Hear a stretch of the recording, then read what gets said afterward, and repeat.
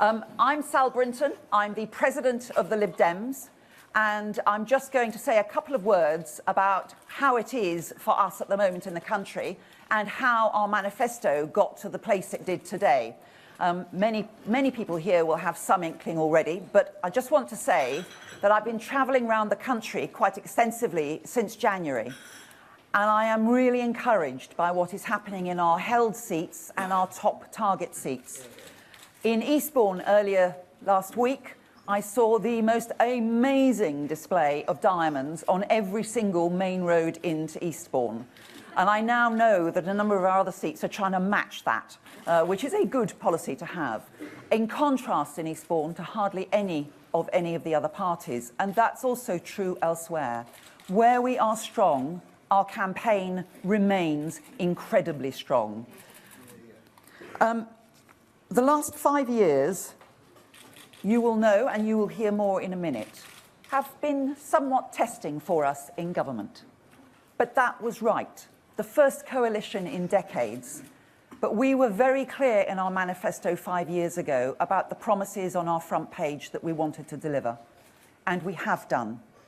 So in traditional Lib Dem style, I can say we have a record of action and we have a promise of more.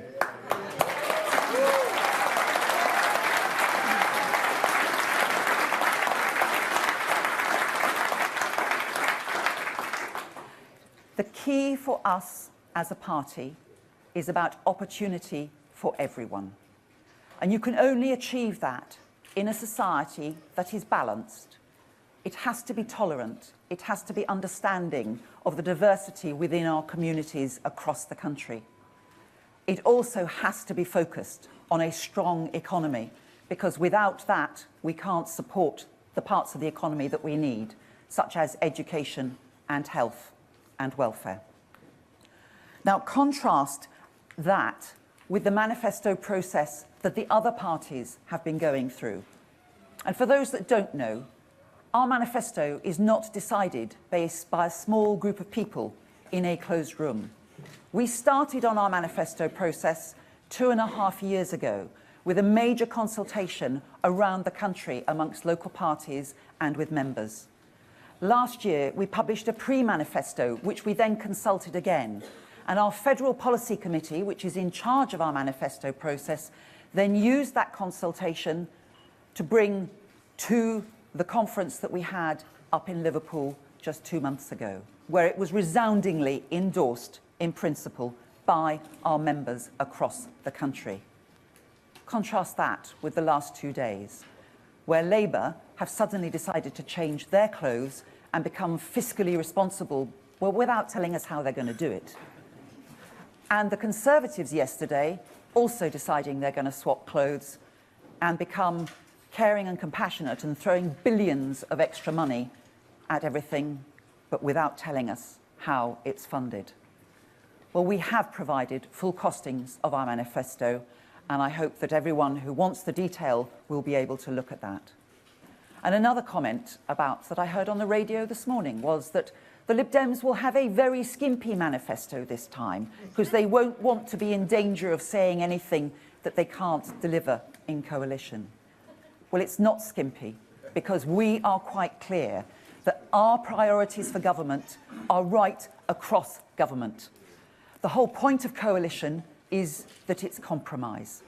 And the things that we will stand firm on are up behind you now, our 5 front-page priorities. We are clear that we need to deliver those because that we believe strongly in a stronger economy, a fairer society, and opportunity for all. We started using that phrase nearly 3 years ago now, and it was fascinating that the Conservatives stole stronger economy. And then Labour decided that fairer society was nice. What neither of them realised until last week was you cannot deliver a stronger economy without a fairer society in this country. You cannot deliver a fairer society in this country without a stronger economy. And that is why I think they've both changed their tune.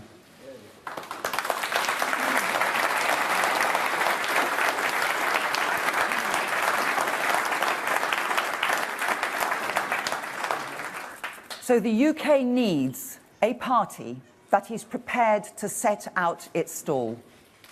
This is our manifesto, and here to launch it formally for you, I am delighted to introduce the Deputy Prime Minister, the leader of the Liberal Democrats, Nick Clegg.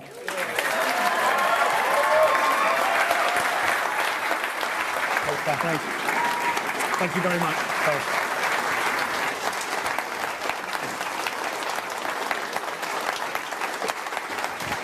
Thank you, Sal. Thank you, everybody. Thank you, Sal. Thank you all for being here. 5 years ago, the British people chose to do things differently.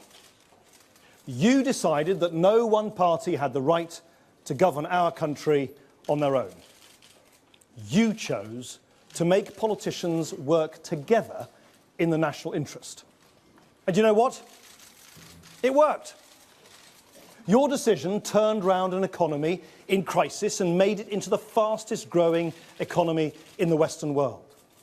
Your decision made sure that the difficult choices needed to get us back on track were taken, but taken with compassion and a sense of fairness.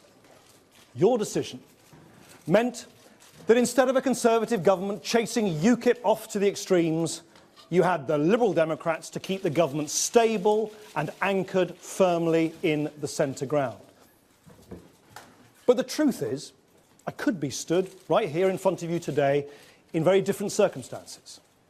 5 years ago, when you gave no party the right to govern on their own, when you gave the Liberal Democrats the chance to join the government for the first time in generations, we could have ignored you, taken the easy way out and said, no thanks. We could have left a Conservative Party without a majority in Parliament to deal with an economy on the brink of collapse. We could have watched them fail. We could have stood by as the economy went under and people lost their jobs. And we could have watched the Conservatives make the poorest in society pay the price. And then I could have stood in front of you today on platforms like this and criticised them for it. But the Liberal Democrats, we didn't do that. We did the responsible thing. We did the fair thing. We did the gutsy thing. We stepped up to the plate and put the good of the country first, even though it meant working with people we disagreed with, even though we knew we would have to make some compromises, even though we knew we would take a hit to our popularity. But you know what? Every day has been worth it, because we made Britain better.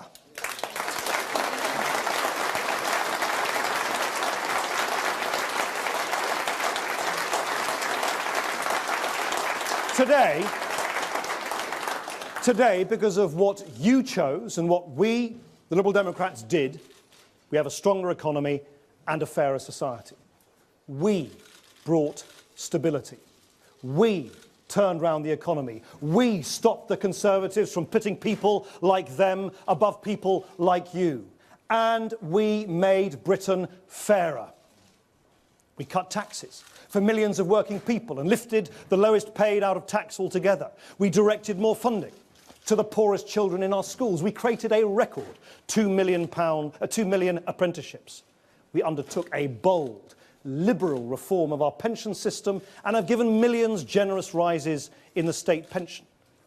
We oversaw a quiet revolution in renewable technology, with twice as many homes powered by renewable electricity. And we legislated so that all love, gay or straight, is valued equally.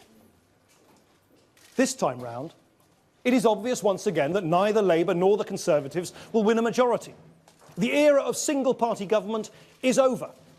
I'm not denying that either David Cameron or Ed Miliband will be Prime Minister. One of them will. But you know, and they know, that neither of them will win outright. Neither of them will have a majority in the next Parliament. So what really matters is who they will have with them to decide what the next government will do.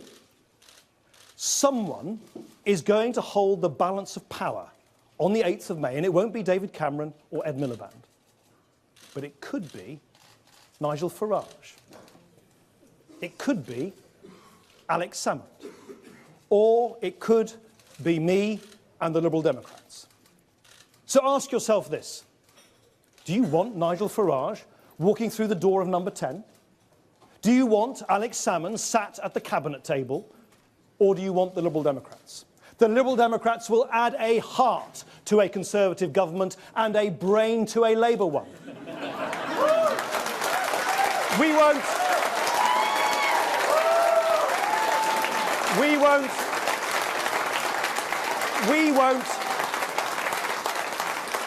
We won't allow the Conservatives to cut too much and jeopardise our schools and hospitals, and we won't allow Labour to borrow too much and risk our economy again. But imagine for a moment, just imagine, what will become of our wonderful country in the next 5 years if Nigel Farage and his friends on the right wing of the Conservative Party are calling the shots.